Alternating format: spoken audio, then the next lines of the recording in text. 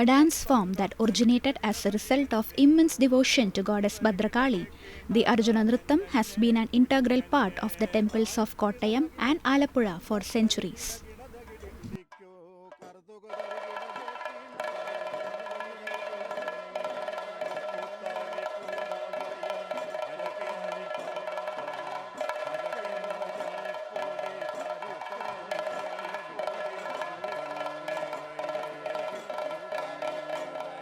അർജുന നൃത്തമെന്ന കലാരൂപം വ്യക്തികൾ അവരുടെ ഇഷ്ടസാധ്യത്തിനായി ദേവീക്ഷേത്രത്തിൽ വഴിപാടായി അർപ്പിക്കുന്ന ഒരു കലാരൂപമാണ്. ഇത് നമ്മളിപ്പോൾ നിങ്ങൾ കണ്ടില്ലേ മഞ്ഞ, അത് ഈ മഞ്ഞയെന്ന് പറയുന്ന ഈ മനയോലി എന്നൊരു സാധനമാണ്. അതൊരു കല്ലാണ്.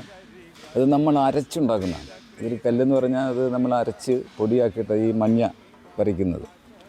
പിന്നീട് ഇത് കൺമഷി, അടുത്തത് കൺമഷിയാണ്. കൺമഷി നിങ്ങൾക്കറിയാമല്ലോ. കൺമഷി എന്ന് പറയുന്നത് നമ്മൾ സാധാരണ ഇത് ഉണ്ടാക്കുന്നതെന്ന് പറഞ്ഞാൽ ഓടിനകത്ത് നമ്മളെ ഈ തിരി, അതായത് തുണി പിഴിഞ്ഞ് എണ്ണയ്ക്കകത്ത് വെച്ചിട്ട് അത് കത്തിച്ച് കരിയെടുത്തിട്ട് ഇങ്ങനെ മുകളിലൊരിത് വെച്ചിട്ട് അതിൽ നിന്ന് എടുക്കുന്നതാണ്. കണ്ണിന് ഏറ്റവും വലിയ തണുപ്പുള്ള സാധനമാണ്. എണ്ണ തേച്ച് കഴിയുമ്പോൾ ഇത് ഒറിജിനാലിറ്റി വന്നു കഴിയുമ്പം ഈ മറ്റ് അസ്വസ്ഥതകളും കണ്ണിനുണ്ടാകില്ല. അങ്ങനെ അത് എടുക്കുന്നത്. പച്ച വരുന്നെന്ന് പറയുന്നത് ഇത് അതിനകത്ത് ഈ നമ്മുടെ മനയോലയും അതിനകത്ത് കട്ടനീലമുണ്ട്. നീലം അത് തമ്മിൽ പൊടിച്ച് കഴിയുമ്പോൾ അത് പച്ചയാവും. ചുമപ്പെന്ന് പറയുന്നത് അതിന് ചാഞ്ചല്യം എന്നൊരു കല്ലുണ്ട്. ഇതെല്ലാം അരച്ചാണ് ഉരച്ചൊരച്ച് ഇതിങ്ങനെ എടുക്കുക. അതാണ് ഇതിൻ്റെ ഈ മേക്കപ്പിൽ ഇടുന്നത്. പച്ച, മഞ്ഞ, കറുപ്പ്, ചുമല, ഇതിൻ്റെ ഈ മേക്കപ്പിൽ മുഖത്തുള്ള എഴുത്തുകൾ, മുഖത്തെഴുത്തെന്നാണ് പറയുന്നത്. മഹാഭാരത കഥയുമായിട്ടൊക്കെ ബന്ധപ്പെട്ടതാണ്.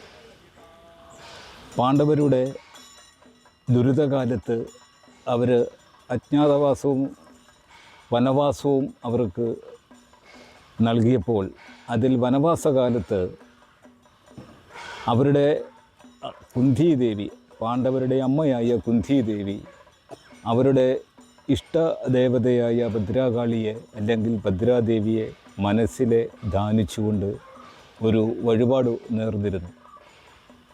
ഞങ്ങളുടെ ഈ കഷ്ടകാലമെല്ലാം മാറി നല്ലൊരു കാലം വരുവാണെങ്കിൽ ദേവിക്ക് ഒരു വഴിപാട് കൊടുക്കാമെന്നായിരുന്നു കുന്തിദേവിയുടെ മനസ്സിലെ പ്രാർത്ഥന.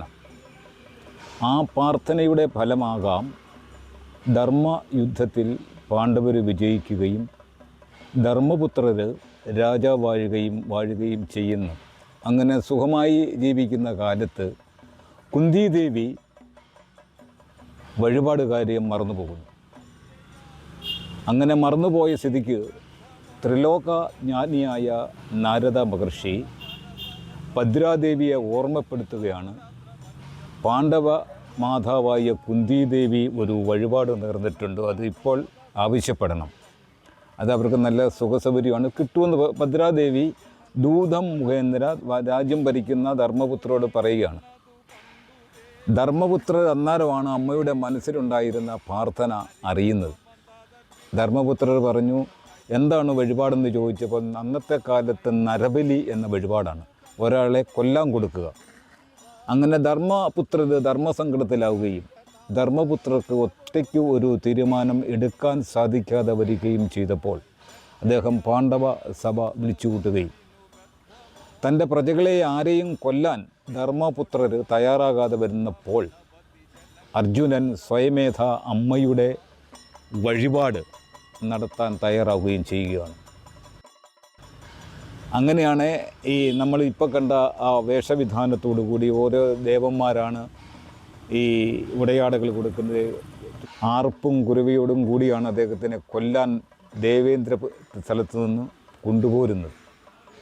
അങ്ങനെ ദേവിയുടെ മുമ്പാകെ അർജുനനെ ബലിക്ക് കൊണ്ടുവരികയും ധർമ്മപുത്രർ ദേവിയോട് പറയുകയാണ്, അമ്മയുടെ വഴിപാടിതാ ഞാൻ തരുന്നെന്ന് പറയുകയും ദേവി പ്രത്യക്ഷപ്പെട്ട ഉടനെ ഈ അർജുനൻ്റെ രൂപലാവണ്യം, സർവകലാ വല്ലഭൻ, ദേവേന്ദ്രൻ്റെ പുത്രൻ, ശ്രീകൃഷ്ണൻ്റെ ഉറ്റ ചങ്ങാതി തുടങ്ങിയ കാരണങ്ങളാൽ അർജുനനെ കൊല്ലാതെ ഭദ്രാദേവിയുടെ ദംഷ്ട്രങ്ങൾ അല്ലെ കോമ്പല്ലുകൊണ്ട് പുറത്തു കുത്തി രക്തത്തെ ആവാഹിച്ചു കുടിക്കുകയാണ്. അങ്ങനെ നരബലി എന്ന വഴിപാട് അവിടെ പൂർത്തീകരിക്കുകയാണ്, രക്തത്തെ ആവാഹിച്ചു കുടിച്ചു കഴിഞ്ഞപ്പോൾ.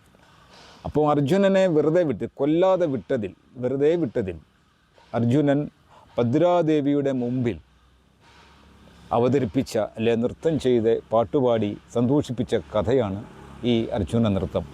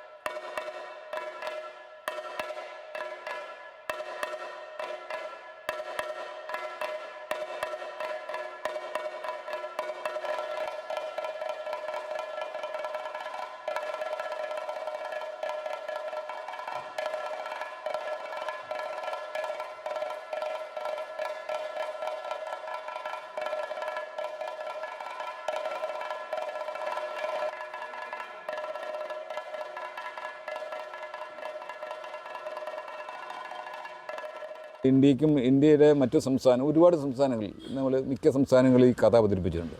ആ കഥ വളരെ ഗംഭീരമായ, അന്ന് എൻ്റെ ആചാര്യന്മാർ എഴുതി വെച്ച വളരെ സുന്ദരമായ ലളിതമായ ഭാഷയാണ്.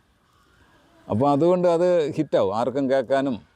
തക തക തക തജിക്കിറജി തകിടകിതോ തകതരികിടതകി ദുരിതങ്കിറകുട് തരികിട തഞ്ചേക്കും തക തരികിട, അങ്ങനെ ഒരു ത്രിപുട താളത്തിൽ തക തക തക തജിക്കിറജി തകിടകിതോ തകതരികിടതകി കാട്ടാനകൾ കരടികൾ കടുവ കാട്ടാളൊരു മനവ, അങ്ങനെയാണ് ഇതിൻ്റെ കഥ പോണത്. അത് അങ്ങനെ ഒരു സ്റ്റേജ് പരിപാടിയായിട്ട് കുറേ നാളുകളായി അച്ഛൻ്റെ കാലത്ത് അച്ഛൻ തന്നെ രൂപകൽപ്പന ചെയ്ത് തന്നതാണ്. അപ്പോൾ ഞങ്ങളത് കുറച്ചുകൂടെ ഭംഗിയായി, കുറച്ചുകൂടെ ലളിതമായ രീതിയിൽ ഈ ഓഡിയൻസിൻ്റെ ആകർഷിക്കുന്ന രീതിയിലൊക്കെ സംവിധാനം ചെയ്ത് അവതരിപ്പിച്ച് പോരുന്നുണ്ട് ഇപ്പോഴത്തെ കാലഘട്ടത്തിൽ. ഇപ്പോഴത്തെ ആധുനിക യുഗത്തിലെ ഇങ്ങനെയുള്ള കലാരൂപത്തിന് കിട്ടാവുന്ന ഓഡിയൻസൊക്കെ അറിയാവും. അപ്പോൾ അതിനെയൊക്കെ ഇതിന് ഒരു പ്രത്യേക ഓഡിയൻസ് ഉണ്ടാവും. ഏത് കലാരൂപത്തിനും അതിൻ്റെതായ ഓഡിയൻസ് ഉണ്ടാവും. അത്രേ ഉണ്ടാവും ഇപ്പോഴത്തെ കാലഘട്ടത്തിൽ. എന്നാലും ഇത് ഇപ്പോഴും നിന്നു പോകണമെന്ന് ആഗ്രഹിക്കുന്ന ഒരു കൂട്ടം ചെറുപ്പക്കാരുണ്ട്. അംഗീകാരം എന്ന് പറയുന്നത് എനിക്ക് 2007 തോന്നുന്നു കേരള സംഗീത നാടക അക്കാദമിയുടെ അവാർഡ് ലഭിച്ചായിരുന്നു. പിന്നീട് കേന്ദ്ര ഗവൺമെൻറ്റിൻ്റെ സീനിയർ ഫെലോഷിപ്പ് ലഭിച്ചു. പിന്നെ കേരള ഫോക്ക്ലോർ അക്കാദമിയുടെ അവാർഡ്, പിന്നെ അവരുടെ തന്നെ ഫെലോഷിപ്പും ലഭിച്ചിട്ടുണ്ട്. നിരവധി സാംസ്കാരിക സംഘടനകളുടെ ഒട്ടനവധി ബഹുമതികളൊക്കെ ലഭിച്ചിട്ടുണ്ട്. ഔദ്യോഗികമായ ബഹുമതി എന്നൊക്കെ പറയുന്ന ഈ 4 ഉള്ളത്. ഇന്നും അതായത് നമ്മൾ 2026 നമ്മളുടെ ദേവീക്ഷേത്രങ്ങളിൽ ഇപ്പോഴും ആലപ്പുഴ, കോട്ടയം ജില്ലകളിലെ ദേവീക്ഷേത്രങ്ങളിൽ അപൂർവമായി ചില ക്ഷേത്രങ്ങളിൽ മാത്രം ഈ അനുഷ്ഠാനം നിലനിന്ന് പോരുന്നുണ്ട്. സമൂഹം അംഗീകരിക്കുന്നു, ഗവൺമെൻറ് അംഗീകരിക്കുന്നു, സെൻട്രൽ ഗവൺമെൻറ് അംഗീകരിക്കുന്നു. ഇതൊക്കെ ഒരു കലാകാരൻ എന്ന രീതിയിൽ ഞാൻ പൂർണ്ണമായി തൃപ്തനാണ്.